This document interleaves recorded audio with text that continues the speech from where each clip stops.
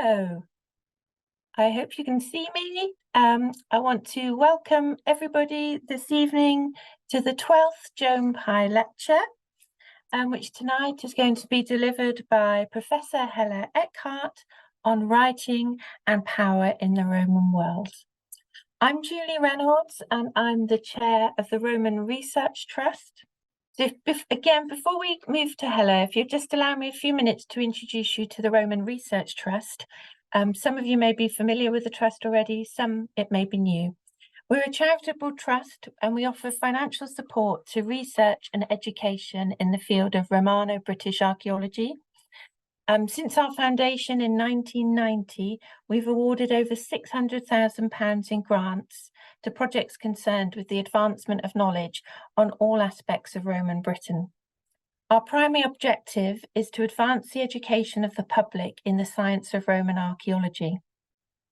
The objectives of the Trust would ordinarily be achieved through financial support of the following types of activities, many of which will be familiar to you: excavation, recording, publication of Romano-British archaeological research, Romano-British archaeological exhibitions in museums, scholarly research, and funding of seminars and conferences. We offer our grants in collaboration with the Roman Society, and you can go to our website, www.romanresearchtrust.org, for the full details of the grants available, and I would encourage you to do so. The deadline for receipt of applications and references with those applications is the 31st of January in any year, so plenty of time to get your applications in. So moving on to the Joan Pye lecture, just to say that Joan Pye is a former trustee of the Roman Research Trust, and on retiring, she very kindly offered a sum of money to establish a lecture series to be given by a leading archaeologist or Romanist. The object of the lecture series is to disseminate knowledge and appreciation of Roman heritage. This, which is our 12th Roman Joan Pye lecture, is going to be presented by Professor Hella Eckardt of the University of Reading on the subject of writing and power in the Roman world, literacy and material culture. Professor Eckardt studied for a bachelor's degree at the Johannes Gutenberg University Mainz, a master's degree at the University of London, before completing her doctorate at the University of Reading. She was elected as a Fellow of the Society of Antiquaries of London in 2006. In 2018, Hella won the Archaeologist of the Year award organised by Current Archaeology. She's smiling, I can see. She has held the position of editor of the journal Britannia, published by Cambridge University Press. Hella gave the keynote speech at the Theoretical Roman Archaeology Conference in 2017, entitled Roman Objects, Migrants and Identities, in the Age of Brexit and Trump. Hella's research focuses on theoretical approaches to the material culture of the northwestern provinces, and she's particularly interested in the relationship between the consumption of Roman objects and the expression of social and cultural identities. She's published numerous books on numerous topics, including the subject of this evening's lecture, the material culture of literacy, writing and power in the Roman world. So without further ado, I'll hand you over to Hella. Thank you very much for this very kind introduction, Julie, and thank you, Caroline, for the technical support. I hope everybody can see the screen now. And thank you all for giving up your evening to listen to this talk. What I hope to do in the next 45 minutes is talk to you about writing and power in the Roman world, literacies and material culture. Now, literacy is a hugely important aspect of life, I guess, in modern societies as well. In terms of employment, in terms of educational advancement, and you can see on this survey that obviously literacy levels might vary between countries, and within countries they might also vary, for example, by gender. And one of the things I think that is important to consider is that the question of what we mean by literacy in this context. There's a difference between being able to read a complicated document and recognizing simple short symbols like Tesco or something like that.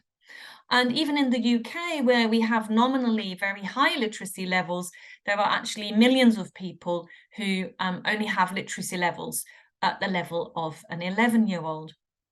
So I want to take some of these ideas of how literacy works in a society and think about them in the Roman world more widely.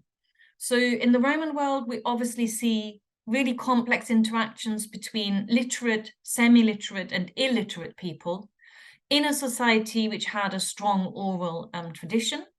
We will see that literacy was a facilitating technology in the sense that it was a means of advancement and empowerment, and I will show you some examples of that. But literacy can also be a tool for creating and maintaining elite power and domination, and that is an idea that Alan Bowman and Greg Wolfe have written about quite a lot. Now, what I won't do in this talk is really talk about levels of literacy. So, for the modern world, that's difficult enough. For the Roman period, I think it's a fairly hopeless endeavor to try and get quantification. People have suggested that perhaps 15% of the population was literate. It is being recognized now that obviously this will vary between regions. It will vary between men and women, and it might vary between professions. So, for example, in the Roman army, literacy levels would be a lot higher than on rural sites. So that is not what I want this talk to be about.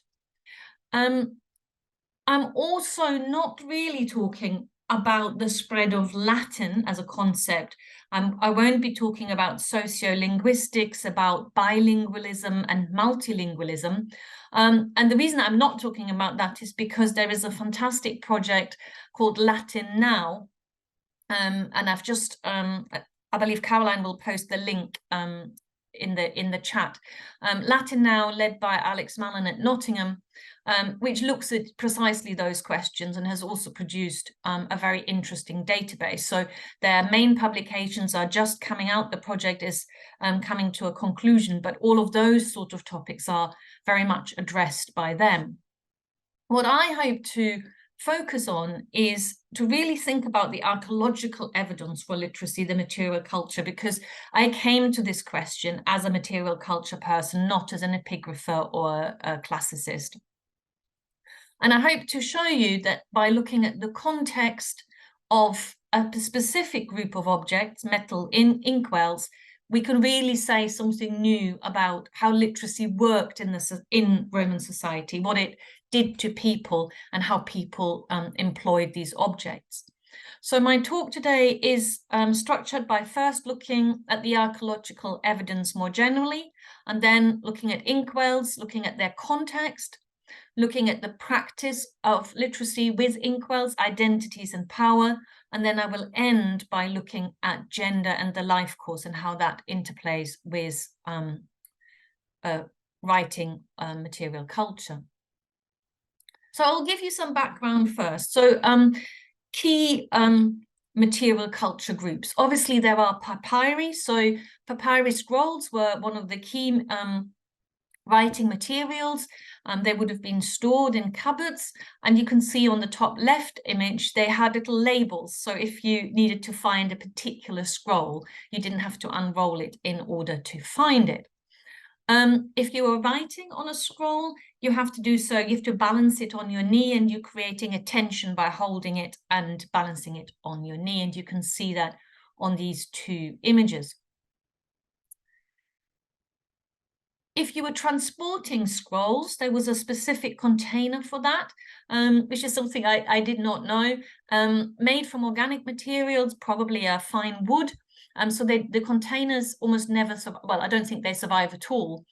What does survive sometimes is the lock mechanism, the lock plate for these. And you can see on both of these images that it's quite a distinctive lock plate. And a while ago, I gathered together some of these lock plates, which often in the published literature are not recognized for what they are, but they're very specific objects associated with these boxes for papyri. So that's actually quite a nice indication of literacy, where all the other material is completely lost. The scrolls obviously don't normally survive because they're made from organic material. An exception is Herculaneum, where charred scrolls have survived. And there are some very, very exciting new developments now where scanning and machine learning are being used to try and decipher these texts, which would be an amazing, amazing step forward. On all sorts of Roman monuments, you might be depicted holding a scroll, emphasizing your status, and sometimes holding not just a scroll, but also a wax tablet. So you can see in the tombstone from Mainz, he has his wax tablet tucked into his belt. And in the tombstone of the Optio from Chester, he's holding a wax tablet. Wax tablets are made from wood, often recycled barrels, imported wood usually. They have a recessed area in which the wax is spread. And you can see on the right-hand side, the wax was actually black. So they used soot to color the wax to give you more of a contrast when you then scratch using a stylus. And the wax tablet would be secured, and a seal box would be used to make sure that the contents were not tampered with, because quite often wax tablets are to do with official documents, things like wills, contracts, things like that. And sometimes the outside has in ink some writing that tells you what is inside, so you didn't have to open it each time. So those are wax tablets. If you needed to write something more quickly, you could use leaf tablets, ink leaf tablets, and Vindolanda is the most famous example of a site where these have been found. So these are native woods like willow and alder, and you put a tiny bit of beeswax on and then you can write on them. And they are much more disposable, much more easy to use. And Vindolanda is not the only site, so London is another example of a site where these objects have been found. And wax and ink writing equipment was always used together, so it's not that you were doing one and not the other, you're always using all of these materials together. Now, in terms of the other objects that you need to write, so other than the wax tablet, you need a stylus, which I've already mentioned. So you have the pointed end for writing, the flat end for erasing. And then on the right-hand side of the image, you can see a spatula, which is for the application of the hot wax. So it has an iron blade that you can heat and a handle made from bronze. And for ink, you would have an inkwell. You might have a metal pen or a reed pen. Obviously, the reed pens hardly ever survive. And then you have a penknife to sharpen your reed. And sometimes the penknife is like a joke on the idea of literacy, as in this example where you have a little monkey reading on a penknife. As I've said, the reeds will only survive in places like Egypt. The metal pens also rarely survive. You might have a compass, which is actually quite a rare find, and quite, well, not frequently, but in some groups, you have these bone spatulate strips, which Glyn Davis has been working on. We don't really know what they're for, perhaps as a form of ruler. They definitely associated with writing because they keep cropping up with writing equipment. You would carry your writing equipment in what is called a theca, so a leather pouch, if you like. The example in the middle has survived in Egypt. Otherwise, we only know these from inscriptions, and you can see that the inkwell would be tied to the pouch for the pens and styli. And on the tombstone of this toolmaker, you can also see the spatula by their heads and the penknives displayed too. And quite recently, I came across this little container. So we can imagine that this is bone, which is why it survived, but we can imagine that there would have been wooden ones as well as leather ones that just haven't made it in the archaeological record. And all, as I've said, all of these ink and wax writing materials are displayed together and used together, as on these paintings from Pompeii. So if you would like to learn more about these objects, obviously there's the book I've written, but even better, there's an excellent online free resource by Anna Willie, who is part of the Latin Now project, and it gives lots of examples of these different forms of writing equipment.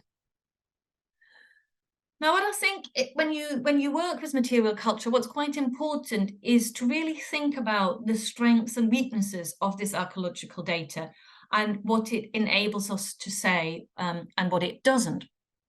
So that's what I want to turn to next before we drill into inkwells. So if we take wax tablets, for example, and this is a map from the Latin Now project that shows you examples of Roman wax tablets. What you're mapping here is not really literacy, you're mapping wet contexts, basically waterlogged contexts, because that's where those particular objects survive. When we look at things like the wax spatula handles, in this particular type of wax spatula, you have the iron blade, and then you have a bronze handle, which is in the shape of Minerva, the goddess of wisdom, which is quite an appropriate design.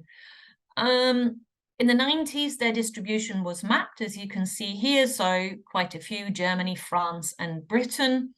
And then more recently, I mapped the distribution in Britain, and you can see that that has hugely increased because we have the portable antiquity scheme, so more of these sorts of finds are being picked up. But one of the things I wondered about was whether the little Minerva handles are actually becoming little ritual items in their own right, that they are kept and used as little ritual objects, because in almost none of these examples the blade is still attached. So maybe they are no longer to do with literacy, but they are to do with the worship of Minerva. And a final point to make for all of these distributions is that the data set is incredibly uneven. So if you look at this map again from the fabulous Latin Now website, and I've just clicked on their search function, all the different types of writing equipment, and you can see that there's lots in Britain, but virtually nothing in Spain. And as they know and I know, that is not, and you know probably, this is not because there is no writing equipment in Spain, it's that it's less well published. So there are different traditions of publishing small finds, and that was something that affected my work on inkwells very much as well. So for some areas there are blanks which are not real, which we have to bear in mind when we use this data. For Britain, I think the data is better, and you can see there that the south has far more writing equipment than some other parts, and I think that probably is a real pattern. But again, if somebody fancies doing a PhD on style, for example, you could really transform that map, because so many of them were not recognized in earlier publications. So we don't actually have a very good detailed distribution of that category of material culture, for example. And a final point of source criticism, of thinking about our data, is, again, is this object really about literacy? So these are seal boxes, which, as I've mentioned, are used to secure wax tablets, and as such have been used as an indicator of literacy. So the idea was that you open it, you put wax inside, you seal it with your ring, and then it couldn't be tampered with. But as Colin Andrews has shown, these objects were also used to secure other valuables, such as money bags, in which case they're nothing to do with literacy. So those are all things we have to bear in mind as we think about these objects. Okay, so what I want to do next is think about my specific case study, which was copper alloy inkwells. What can I add to our understanding of Roman literacy by looking at these particular objects? And I'm going to do that. So I recorded over 400 copper alloy inkwells from a range of sources. And I want to just very briefly introduce their typology, their chronology, and their distribution in terms of their spatial distribution and their social distribution. So how did I record these objects? I searched through the published literature. I went and visited as many museums as I could manage, but as I've said, you know, I didn't have unlimited money or time. So there's lots of areas that I did not visit, and I did not see all the unpublished inkwells by any stretch of the imagination. But I managed to get about 440 copper alloy inkwells in this research project. And Caroline, I believe, will put in the chat a link to the Archaeological Data Service where the catalogue of those inkwells is available if people want to look up specific, specific examples. So the next thing to do with any material culture work is to order that material into types. So it was quite obvious that some of these inkwells were of the same type. This one, for example, these are really nice, chunky, cast, heavily leaded inkwells. With this cute little lid in a sort of onion-shaped knob. This is a different type null. This has very, very elaborate niello inlay. So these are very, very high status objects, often with vine motifs or other vegetal designs, but also sometimes, like in the top left, with cupids. As I was working through this material, obviously not all the examples are complete. So sometimes I was only dealing with lids. And obviously with ink, you don't want the ink to dry out. So what I found was you can find the outer lid and you can find the inner lid, which is a dinky little thing with a tiny knob at the top that you could pull backwards and forwards in order to secure your inkwell lid and your inkwell top and to prevent the ink from drying out. I also came across a lot of things that were published as inkwells but actually weren't inkwells, or I decided they weren't inkwells. So some of them were what are called pyxides, so basically containers, those three objects on the left. So things that might be perfume containers or containers for incense or something like that, but that I don't think are inkwells. And also things, so that the object on the right-hand side, the very far right, quite a few were published as inkwells that had been chopped off, but what they actually are lantern burners. So they're the element of a lantern, they're nothing to do with inkwells at all. So I sifted through all of that data and I came up with these 440 objects from across the empire. So I went all the way across the Roman Empire in terms of ambition, even though, as I've said, the data is uneven. For those inkwells where I had a context date, I was then also able to construct a chronology. So, for example, the chunky cast inkwells are earlier than the fancy inlaid ones. I can build up a picture of how the design of inkwells changes through time. And then I could plot the use of inkwells overall, again, through time, which shows that very much there's a peak in the 1st century, then quite a few in the 2nd and 3rd century still, and then the use of copper alloy inkwells starts to decline. The next step then is to map this information. So you will recognize this inkwell now. This is the type B bricks, those nice cast early 1st century inkwells. And you can see a very, very wide distribution across the Roman Empire, in particular the northwestern provinces, with multiple finds from military sites along the Rhine, for example, but also some examples from Italy. the very sophisticated early 2nd century inlaid inkwells don't have, well, they have a slightly similar distribution, I would say, more from Italy, more from the East and Danube, a few examples from Spain and North Africa. Again, a very wide distribution. And we don't really know where any of those objects were made. So the distribution is too wide to really say, okay, there is a cluster there, which is different for this odd type of inkwell. So these are not as common, but all the examples are found in Cologne or the surrounding areas. So they are almost certainly locally made examples. Now, as I've said, all of these distribution maps, the proviso is that the data is so unevenly published that we have to take it with a pinch of salt, basically.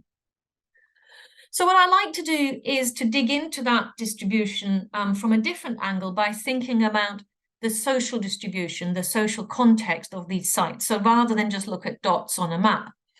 So for each site, I will class the material according to the overall site context. So for example, on this data, you can see most of our examples are from urban sites or from military sites. And there are really very few from small settlements and rural sites. And to some extent, of course, that is due to the fact that urban and military sites are more heavily excavated, but I do think this reflects a real pattern that copper alloy inkwells are more strongly associated with urban and military population than they are with rural ones. So that's nice because it gives us more insight than a map would do. We can think even more about context and social distribution by then seeing if we can say anything more about the specific context. Now, unfortunately, for 200 examples, I simply didn't have any further context data. But for the rest of them, I could at least distinguish between occupation deposits.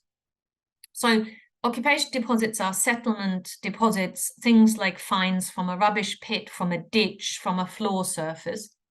And you can see that those are mainly lids and fragments. So complete objects are more likely to survive in a burial. But I also have quite a few burials and I have a very few hoards. And just to give you a flavor of that, we will talk much more about burials as we think about identities. This is a beautiful grave assemblage from Cologne, one of those late Roman local inkwells on the left. You can see that this is somebody who was perhaps a medical professional because there's some medical tools in this grave as well. The hoards were a real mixture. I only had a very few. The one on the left, Mauer under all, that's a temple treasure. So that's quite interesting because it might indicate the inkwell was used in the temple together with these other objects. But the other one is a hoard that contained all sorts of different objects, tools and horse and cart equipment. Where we can perhaps say a bit more is this find from Germany. This is a villa. And near the villa, there was a pit which was full of Samian vessels. Some of the Samian vessels were inscribed. So there appears to have been a votive inscription to Hercules Victor. And then there was also writing equipment. So you can see at the bottom left, a lovely inkwell, one of those wax spatula, and a knife. And it made me wonder whether this is a case of a situation where a vow was made and it was recorded in writing. And then when the god granted the wish, an offering was made. Or perhaps the offering was made as the request was made, and all the material together was deposited, even the writing equipment which was used to record this vow. That's a possibility, at least. And as I've said, we'll talk more about burials as we move on to the question of identities. Okay. So in the next section of this talk, what I would like to do is talk a little bit more about practice, identities, and power, and how writing equipment is used to express identities and power in the Roman world. And the first thing to say is that in some cases, the writing equipment is used in a sort of performative way as a signal to say something about your own elite status. So on the left, the tomb from Pompeii, the tomb of Vestorius Priscus, and you can see he was an aedile, so he's an official, and he has all sorts of writing equipment displayed there. And then on the right, you have an individual on a sarcophagus from Rome, and you can see in his left hand, he's holding a papyrus scroll. So his elite status is very evident from that, and of course from the marble sarcophagus. But also you can see the small figure to his side, which is a scribe. This is a scribe holding, you can recognize the theca in his left arm, the writing equipment pouch in his left arm. And he's shown as a small figure because he's a slave. So the status of the elite Roman is also expressed through the fact that he has a slave that writes and reads for him, which was a symbol of status. Other examples, so these are tombstones from what is now Turkey, and you can again see writing equipment being displayed on this tombstone. You can see the inkwell and the pens in their leather pouch, the bottom left on the left one, and then next to the male figure on the left on the right hand example. So literacy is an important skill, somebody who's involved with administration and so forth. And a few more examples, the beneficiarius, so a specialist soldier who probably is seconded to this specific task because he's able to read and write, and he's proudly displaying his writing equipment on the right there. And finally, a scribe. So in this monument from Canton, this is not an elite Roman expressing his status through having a scribe. This is a scribe showing the status he has achieved through his skills, and you can see he's caught in the act of writing. So he's writing with the scroll on his knee, resting his foot on one of those containers and holding the writing set under his left arm. So the objects are used to really show the skill and to show the status associations of this. In terms of practice with the inkwells in particular, I was really struck when I started to see a number of examples where there were pairs of inkwells, one with red and one with black ink. There's some debate about how the red ink was produced, but black ink is basically made from soot suspended in a solution of gum. And you would use the black ink for the bulk of your writing, and then you use the red ink for headings and for annotations. And if you have both, it would indicate that you're writing quite a lot, because you're writing the kinds of, not a short letter, but you're writing documents that require headings and annotations. So I was really interested in finding examples of these double inkwells like these. The bottom right's a really nice pair from Italy. And I was also struck by thinking about how these things would actually work. So if you look at reenactors and how they use pens, reed pens and inkwells, it's quite difficult. They can be quite messy. And there's been quite a lot of work by my colleague Ellen Swift. So Ellen did work on reed pens. So what she did was to really think about so she had some Egyptian examples that had survived, and then she also made some replicas, and she looked at the way, depending on how you cut, if you use a penknife, depending on how you trim and cut your reed pen, what impact that will have on the writing. And then she looked at surviving texts where you can actually see the strokes, and you can see where the person has dipped the pen into the ink to refresh and so forth. So it's a nice way of thinking about the practice of writing.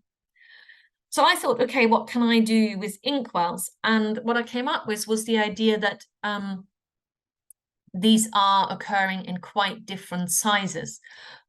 So I trying to come up with some fairly basic volume calculations for these. And what it showed was that the vast majority of the inkwells are small, and that's what you would expect because ink is relatively valuable, relatively easy to dry out, so you don't want a huge amount probably. But one category really stood out, and that's the Samian inkwells. So inkwells made of Samian pottery, which are much, much larger. And what it made me think is that these must have been used, these large ones must have been used in contexts where a lot of writing happened. So I can't imagine there must have been people sharing that inkwell, or you stored the ink in the Samian inkwell and then decanted it into some kind of other container, which we're not detecting archaeologically. And for the Samian inkwells, we do actually have a little bit of data on their distribution. So this is work by Steve Willis, and he showed that they do occur across Roman Britain, and he shows very nicely actually that they are relatively rare. So if you look at this map, the open triangles are sites where he found lots of Samian vessels, lots of this particular type of pottery, but he didn't find any inkwells. So it's a real absence, as opposed to some of the issues I've talked about previously. Here he can demonstrate that, there's a good chance there could have been an inkwell, but actually there isn't. So it tells you something about the kinds of sites where they occur. But they certainly are larger, and I wonder if they are for kind of big offices and military sites, things like that, big sort of shared writing workshops or something like that. So hopefully I've given you an insight in how we can think about practice, identities and power through inkwells, and I want to end by thinking about gender and the life course. So there are images of Roman women shown with writing equipment, most famously from Pompeii. You can see two examples here where the women are holding a wax tablet in one hand and they're holding a stylus next to their lips. And here's another example of a muse in the same pose. So when I was reading about female literacy, I came across work by colleagues like Meyer, who said that these portraits are not an attempt to depict real women. They are about female aspirations. So while men could aspire to the literary life, their companions, muses, or women portrayed as muses could only aspire to inspire it. So there's an assumption that perhaps literacy levels for women were significantly lower than for men. And certainly in terms of depictions, they're relatively rare. This is one that is usually cited. This is a monument from Rome, and it shows a butcher's wife keeping his records. So there were literate women, even in relatively lower class contexts, but we don't know how common that was. So in my work on the inkwells, I didn't have that many from burials, but I was surprised to see, given that background, that actually there were quite a few from female graves. There are more from male graves than female graves, but still there were more female ones than I had expected. Now, obviously, we have to, again, be critical of our data. Only for some of these burials is there osteological evidence to sex them. So where the remains, the human remains can be sexed, and we can be confident that that is a male or female burial. Many of the other inkwell burials, the assignment of a male or female gender is on the basis of grave goods, and sometimes there's a circular argument. So the writing equipment is used to say that this is a male burial, which obviously doesn't help us. I'll give you a few examples. This is a grave from Belgium, and this was a young male, osteologically identified, and he has a really lovely, really rich set of writing equipment, which I will come back to. But then you also have male graves that are assigned male, like this one from Nijmegen in the Netherlands. And the osteological remains they were able to age them, but not sex the individual. but it's thought to be male because of the weapons. So if you look in the right-hand corner, there is a shield, fittings from a shield and spearheads. So it's thought that this is a male, and his inkwell is in the middle front there. Very, very rich grave with lots of pottery and glass and so forth. But there are also female graves with inkwells, as I've mentioned. So one that has osteological data is from Vindonissa, from the first half of the 2nd century. A woman aged 18 to 25 with an inkwell, and she was buried with 2 scalpels as well. So the excavators suggested that this is a female doctor, a literate female doctor. And we actually have quite a bit of evidence for female doctors in the Roman world. So on here you can see a few examples, tombstones that mention a medica, and also depictions showing a midwife.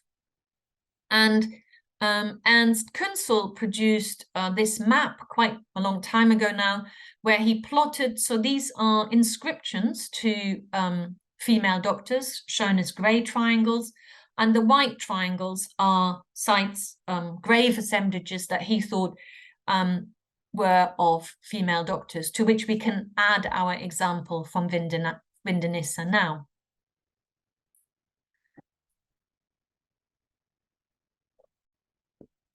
Interlinked with the question of gender is also, I think, the question of the life course and age. So literacy was really important. Obviously, children were taught to read and write.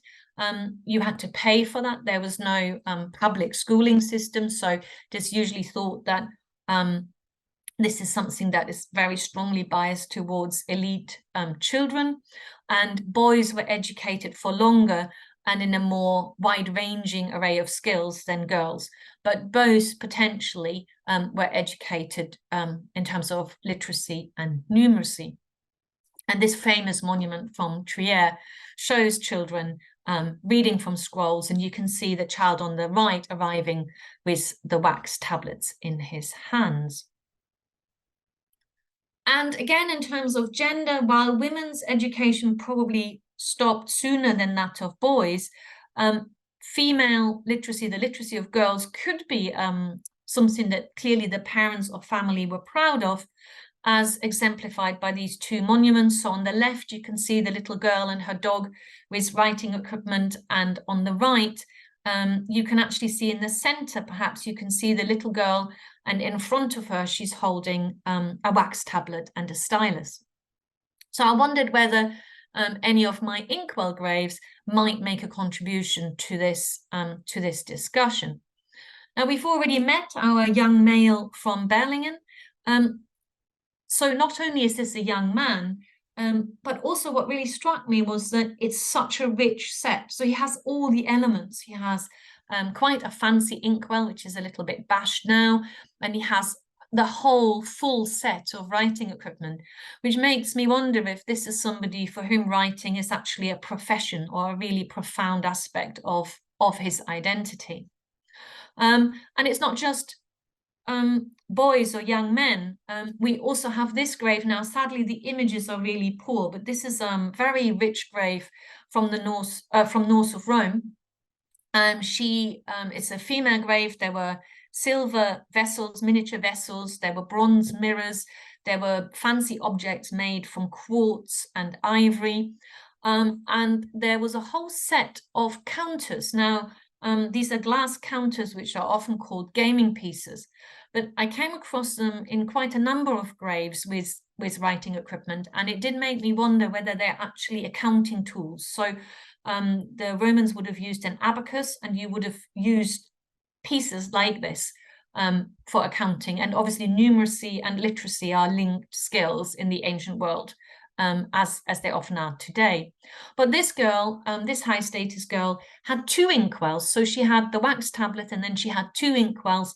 So I think it makes the point that she was writing enough to need 2 inkwells, because she was writing longer documents, which is really interesting. And then finally, this is a much later grave, a late Roman grave of a boy, the Osteological evidence suggested 11 to 13-year-old. The individual was not sexed, but the grave goods suggest that this is a boy.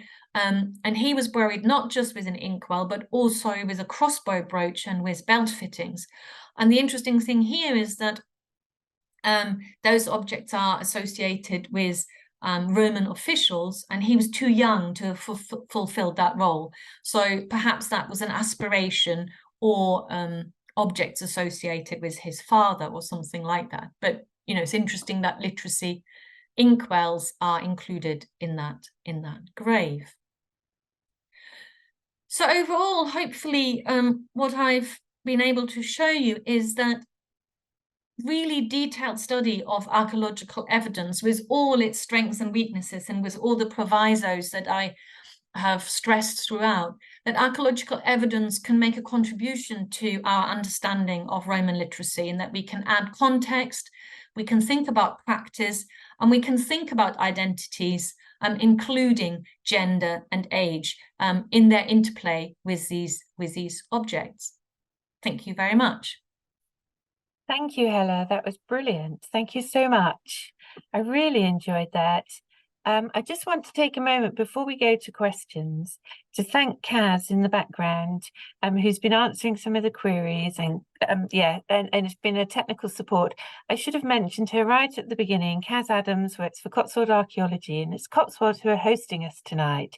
So thank you to Cotswold Archaeology for hosting the call, and a particular thanks to Kaz, who's held Hella and my hand technologically through this event. So I can see questions starting to come in. I just want to acknowledge that we have attendees from all around the world. I've noticed people coming in from America, obviously a lot from the UK, and a strong contingent from the Southwest. So welcome to all of you. I hope you enjoyed the talk as much as I did.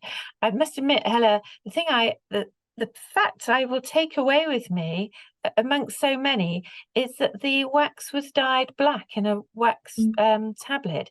I've seen so many reconstructions and they're never black, and I've often thought, well, it's actually quite difficult to read once you mark the wax. So that was a fascinating fact. So I'll talk to you more about that one day, but I won't hog the questions.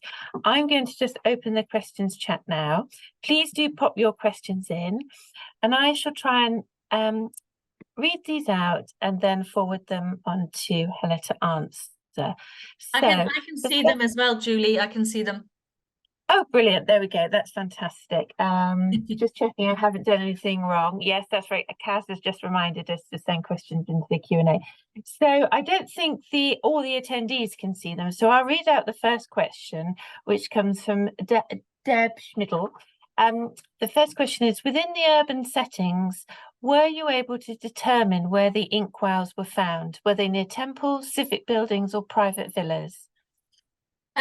Not really. On the whole, that's not been possible. So I couldn't map the distribution within urban sites because I usually had too few examples from a single site. So there's only really Pompeii and Rome where I had multiple examples. And so no, I wasn't able to do that. It's completely possible that there are further patterns, but the data just wasn't detailed enough to do that. Thank you. It sounded like the quality of the data was a constant challenge for you with your assessment of the surviving material. I hope that's answered your question, Deb. The next question comes from Tom Hill, which is an intriguing one. I don't know if you've heard of this. Tom's read somewhere that squid ink was sometimes used in the preparation of ink. Is that something you're able to speak about, Hella? I've not come across that. It's possible. And the next question is by Sarah, is about scientific analyses, and there have been some scientific analyses. So can't remember where it was, but there was an antiquarian find where there was still ink in an inkwell, and they added a bit of water and managed to write with it. So that's quite cool. And then since then, there have been scientific analyses. I did not come across squid ink. No, I didn't.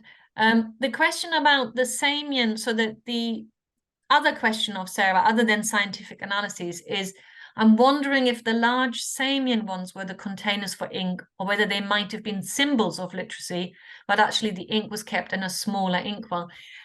This is completely possible. I don't know. It's possible that some of these objects, and also, of course, we find them in burials where they are being placed by the surviving members of that community. So whether a statement is being made and it's a symbolic offering, or whether they're really used is difficult to know. It's really interesting. I'm going to throw a question in just while we're talking about ink before we go to the next question. Is there any documentary evidence for specialist ink producers or distributors?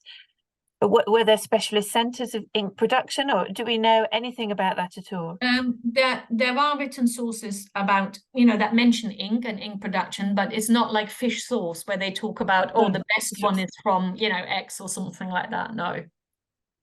Fascinating.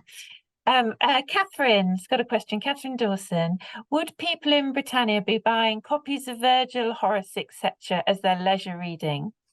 Good question.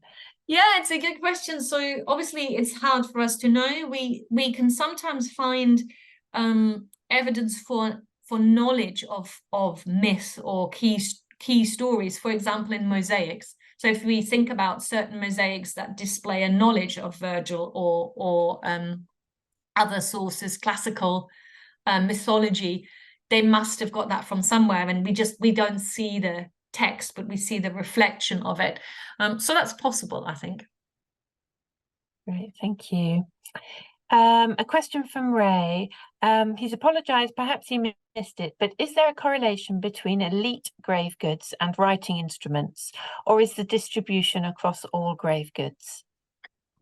So it's not the case that every rich grave has an inkwell. I did try and sweep through the literature as best I could, and they're actually still overall quite rare. So if you think 440, it's not a huge number really. Obviously I would have missed a lot, but yeah, I wouldn't say every elite grave has it. And I think that's because people at the very top end probably just simply had scribes, so it wouldn't be appropriate for them to have the writing equipment themselves. And there is a source from Egypt where an official is actually illiterate, but he has a scribe. So I would assume most of the elite members would be literate, but you didn't have to be, because as long as you had a scribe, they could read, and they could read to you and write for you. You'd have to have a lot of trust, I imagine, that they'd be reading and telling you the right things, unless you were literate yourself to be able to check it. That's fascinating. That is one of the things that, when Greg Wolfe and Alan Bowman talk about power, that is one of the things, isn't it? You have to trust the written work. You have to trust that the document is actually saying what you are being read. And yeah, that is one of the tensions in a society where literacy becomes more common. Yeah, yes, absolutely. Thank you. A question from Susanna Fashbush. Thank you so much for your marvellous work. We've been working on the Pompeii Artifact Life History Project and have made so much use of your work on inkwells, bells, etc. We may have found a rectangular double copper alloy inkwell this summer. Have you ever come across a type like this? No, I haven't. Send me a picture. That would be very interesting. I haven't. Yeah, that'd be pretty cool to see a picture. Oh, that'd be great. Just email me. You can find me on the web. Feels like we have to have a follow-up talk about the new evidence that comes to light.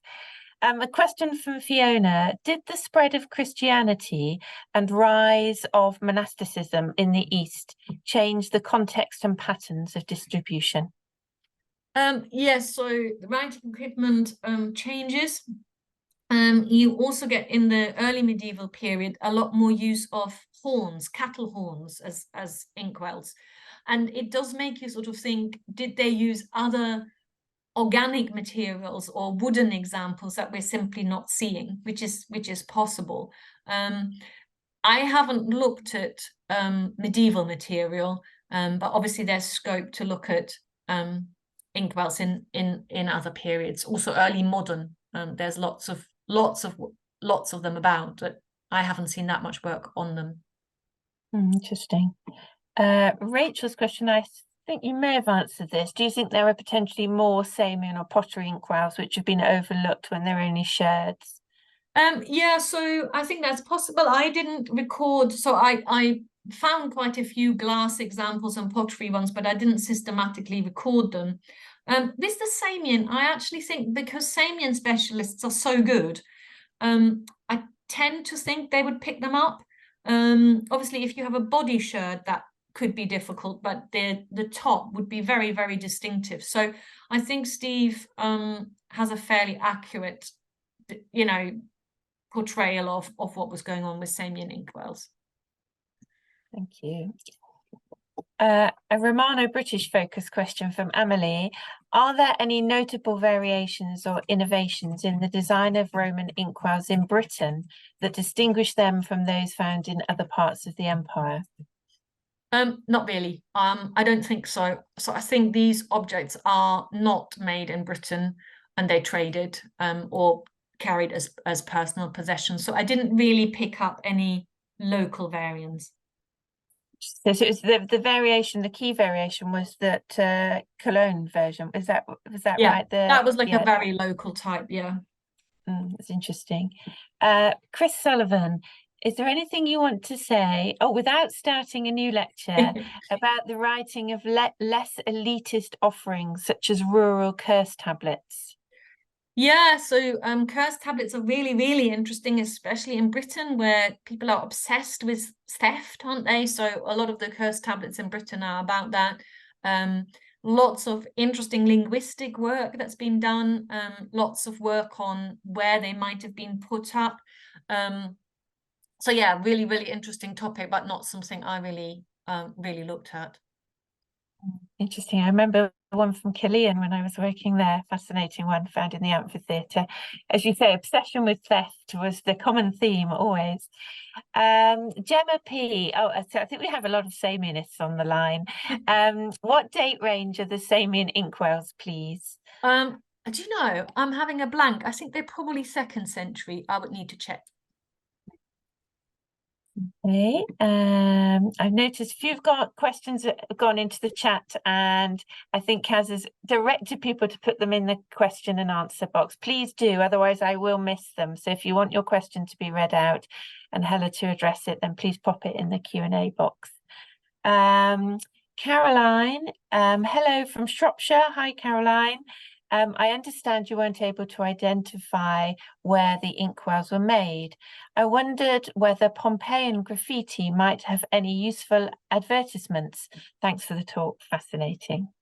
Yeah, thank you. So in terms of where they were made, we don't really have any evidence for workshops, but the next question from Helen is asking about makers as well and makers marks. And there were indeed a few inkwells that had makers marks. I didn't talk about them, but there are a few where you can see a tiny maker's mark like you get on bronze vessels generally. But none of them say where this particular person was based. And they are too rare. I couldn't, there wasn't a spatial pattern that I could get out of them. I think that answers Helen's question as well. Was there anything that suggested a maker's mark? So, and thank you, just to say thank you for a fantastic talk, brilliant design history. So Gareth, where is the most unusual place that an example of writing or writing equipment has been found? Okay, I need to think about that one, Gareth. Sorry. All right, come back to that one. That could be a final note. Hilary Brindley, do correspondents like Pliny's letters ever talk about the practicalities of writing? Oh, that's a good question. Yeah, so there is actually quite a bit of literature on people talking about struggling with the ink or struggling with writing. And there are these really rich depictions. So there are a few examples. I can't remember the exact sources, but for example, in satires or in letters, people do talk about it. Yes. Thank you. Liz Picker, is there any evidence that the presence of inkwells in graves may have had some particular symbolism that transcends an indication that the deceased was simply literate, such as we see in art history? Yes, and I think that's absolutely possible. Yeah, I think that's right. And I think that's one of those, things where you might need to look at the whole assemblage and you need to think about what else was there. So, for example, with the boy from Belgium, I think it's quite striking that there is this full set, while the warrior or whatever, the officer from Nijmegen has one inkwell and lots of other things that are to do with completely, different things. So yeah, looking at each grave on its own merit is quite important, I think.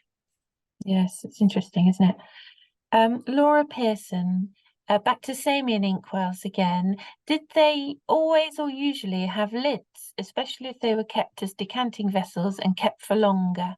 So the lid doesn't survive. It probably would have been cork, so it would have been an organic material, and so we're not finding it. But there must have been one, because otherwise they would have dried out. Thank you, Hella. Bob Common, is there any evidence that professional scribes were employed by the military hierarchy, i.e. as freemen, or were they more likely to be owned by respective military commanders, for example, at Vindelander? So they seem to have been soldiers within. So you might have, if you are a commander, you might have had a slave. And obviously literate slaves were useful to have, to keep all your records. If you think about Vindelander, the correspondence and the bureaucracy is immense. The amount of little notes that needed to be written, and the work that was done there also distinguishes their handwriting. So you can see it's not just one scribe producing lots and lots of text. There are multiple hands. So I think there would be a number of people, both slaves and soldiers, that are seconded to those tasks. I think you're right. With Vindelander, where you've just got that survival situation, that unique survival situation, you just realise that other military sites, that this obsession with record keeping must have been replicated across the province, but it's just not evidence, and that sort of absence of evidence doesn't mean that there's evidence of absence. It's quite striking, isn't it? Organic materials. Helen Thompson, a rural context question here. Are there any particular objects other than curse tablets associated with rural contexts? Yeah, really, really interesting question, Helen. So the Roman Rural Settlement Project, which you might have come across, which was also run at the University of Reading by my colleague Mike Fulford and his team. The Rural Settlement Project mapped writing equipment in Britain, and you can see that it's quite rare on anything other than villa sites. So all forms of writing equipment stick to the villas rather than to the smaller settlements in the countryside. That's not to say you don't get the odd one, but as a pattern, that seems to be the case. Thank you. This is a really interesting one from Kevin Cook, because I thought this as well, actually. Depictions of writing using the knee as a support. I think you found this fascinating. Is this a way to sort of simply show I can write? For me, writing anything legible in such a way would be very difficult. Did they not use tables, I suppose, is the question. I know. But I think that's a question of habit, isn't it? That we are used to writing in a particular way, but actually it's a learned behavior, isn't it? So that's how they seem to have done it. And it must have worked. Yeah. Interesting. A question from Amanda. Are you aware of any other inkwells that have been found in ritual deposits, like the example from the Sacred Spring at Bath? So I have the few examples from hoards, and then often it's very difficult to know, so when I said about contexts, nearly half of my examples don't have a good context. Quite a few of them have ended up, they're antiquarian finds. So yeah, I might not have that information. Thank you. David Ryder, there is a clash in status as being able to write and also to have a scribe slave. A scribe slave, yes. I suppose that's that, yes, that sort of tension there, isn't there? Yeah, absolutely. And I think the top level have the scribe, and the middling level are the ones who are able to write, if you see what I mean. So a The professional next, class, and yes, yeah, sorry. yeah. I mean, it's not quite an appropriate term for the Roman world, but No. yeah, that's I think, yeah. The next question about spelling, that is something that, you know, Alex Mullen would be much better placed, or somebody like Roger Tomlin, because there are so many interesting questions that the people who were able to read, you know, you mentioned the wax tablets and how hard they must have been to read, but to read cursive Latin is such an amazing skill. You know, and how standardized that writing was, and what the common mistakes tell you about language development and about the sociolinguistics and so forth. That, I mean, you know, that is a really, really interesting topic, but not something I'm qualified to talk about, really. I remember an example on a gravestone in Killeen, actually, where that it was obviously been inscribed in stone, but that it'd been rubbed out, and the spelling changed, and I think it was a phonetic order. And then when it was shown, they said, no, you don't spell it like this. This is how it's actually spelled. Yes. I always love that example. Sorry, I'm getting carried away now. Elaine Parker, do you think that it could be possible that ink was made when it was needed to be used, such as the inks used by early monks and scribes to make documents such as the Lindisfarne's Gospels? Yeah, absolutely. I mean, you know, we don't know how long this ink could have been stored, so it probably made sense to prepare it. Once you had it, though, I think having that neatly fitting lid on your metal inkwell was a real bonus. Is there evidence of whether objects associated with literacy in graves were actually used or were made just as grave goods? That's similar to a question we've had before. Yeah, that's really a good question. Useware is so interesting, but usually not something I was able to see. You know, so repairs as well is quite interesting, isn't it? Whether in some cases an object was fixed and repaired and must have had a long life before it was deposited. It's the sort of information you really want people to publish, but often they don't. So it's quite hard to spot. So I can't think of specific examples with repairs, I'm afraid. That's fine, thank you. And our final question tonight from Catherine: is there any evidence of the other materials than papyrus and wax, such as vellum? And was the papyrus grown elsewhere other than Egypt? Oh, I've always wondered that. Good question. Do you know, I don't know. I've not come across, you know, obviously that's a question of survival. Was the papyrus grown anywhere else? I don't think so, but I can't actually think why I don't think so. So yeah, not a very good answer. So, did you want to come back to that original question But before I do there's my one thank more yous? from Oh, Jen. there's another. Oh, I'm sorry, another one popped in. Look, just there. There we go. Oh, and there's Sorry, a should we couple more. make that I one? beg your pardon. There's Jen and Ray. Jen, is it surprising that there have not been more writing implements found at fortlets and forts? Perhaps not the more organic types, but the metallic versions.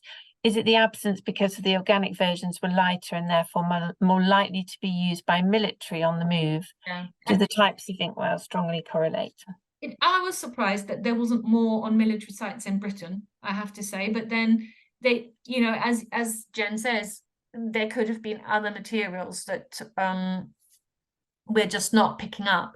And I think that's always the risk when you're working with objects. You become fixated on the particular thing you're researching and collecting, but there are these other materials that they just simply don't survive. No, it's fascinating. Ray, was the iconography similar on the double inkwells or individualized? So the double inkwells tend to be so some of them, like those chunky ones, if you just find one of them, you know, you might find one or you might find them as a pair. And if they found as a pair, they actually link together by a little copper alloy element. Yes. But they would look the same in terms of their design. And there are some types that you don't tend to find as double inkwells. Yeah, so there is some patterning, but it's not very clear. Yes, that's really interesting. And I think this is our final question for now, but do put one in if anybody's listening and still got a burning question they want to ask. From Bob Common, your research showed a tail off in finds of writing material at the end of the Roman era. has any research been undertaken into the Dark Ages? In the Dark Ages, yeah. So it's interesting, isn't it, that so there's generally assumed to be a decline in literacy levels. So the writing and reading becomes concentrated in the Christian context rather than perhaps more widespread as it would have been in the Roman period. Because you do wonder, with the number of hands on a site like Vindolanda, for example, or curse tablets. Some of the curse tablets, people have identified multiple people writing them. So yeah, I think there is a significant tail off, and I think for the later medieval and early modern period, inkwells then become really popular again. So I got quite fascinated with early modern, 18th, 19th century inkwells as well, and there could be some very interesting work on those that people could do. Thank you, Hella. Did you want to go back to that question of the most unusual place you discovered an inkwell? I think it was, or writing material. Yeah, I can't actually think. Maybe that villa in Germany with the votive deposit. I thought that was really striking, to have the inscribed Samian vessels and then the inkwell, the knife, and the wax spatula. I thought that was quite a striking one. Unique find. Well, it falls to me now to, I think, I just double check there's no more questions coming in. Oh, look, they have. I knew that would happen. Oh, that was what was the ink made of, both red and white. I think you covered that in your lecture. So red and black. So it's red and black. Sorry, red and black. Yes, red and black. Yeah. Has anything interesting been found in Berkhamsted, Hertfordshire? It's a very specific question. I don't think I have an inkwell from your area. Sorry. Right, well, I will draw to a close now and just say a very, very heartfelt thank you to you for a fascinating lecture, Hella. It's clearly, an area of research that could live on and on and on, and I shall never look at an inkwell or a writing tablet in the same way, and I shall be thinking about the lectures. I'm sure many people who've attended tonight will be, sometime after this event, and had a more inquiring mind when we come across this material culture. I'd like to thank everybody who's joined us tonight and those that have given questions. It's just wonderful to see so many taking part in the Joan Pye lecture. I think at one stage there were over 200 of us in the room, which I think is heartwarming. I must thank Kaz once again. I know she's been super busy in the background, holding us together, and Cotswold Archaeology for hosting us. Just a reminder that there will be a survey afterwards, so if you can spare 5 minutes, I know you're probably dashing off to make a cup of tea or something a little bit more spicy, but if you can spare 5 minutes, we'd really appreciate it, because we are always trying to improve the lectures and making sure that we really appeal to the widest possible audience, bearing in mind that we want to spread knowledge of the Roman world and Roman archaeology, in particular Romano-British archaeology, to as wide an audience as possible. And for those of you who are researchers or practitioners in Roman archaeology and Romano-British archaeology, do take time to have a look at our grant programme. Remember, 31st of January is the closing date, which we run those with the Roman Society. So if you've not thought about us before, do take a look. They're fairly small grants, but it's a fairly light touch application process in correspondence with that. So I think it draws to me now to say that's the end of the evening. I don't think there's a virtual clap on Zoom that we can do, but so I'll do a real clap, and I'm sure everybody else is doing the same. Thank you, Hella, very much. Thank you, and thank you everybody for coming, and thank you, Kaz and Julie.